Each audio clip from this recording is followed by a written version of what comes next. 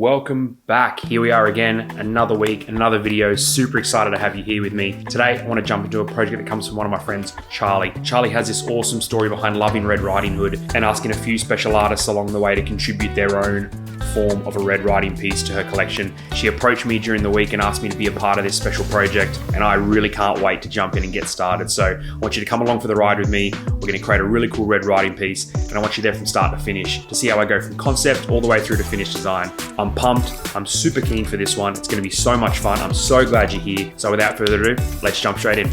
All right, before we jump in, I do want to actually get this sketched out on paper first. This is a really important step. Even if I do want to finish this piece digitally in the end, I just think it really gives me a nice flow and allows me to get exactly what I want out on paper first, and then we can take a nice photo of it, bring it in and finish it off digitally. That's the way I like to work. You don't have to do it yourself. It's just something that I've developed over the years. So let's grab our notebook and get stuck in.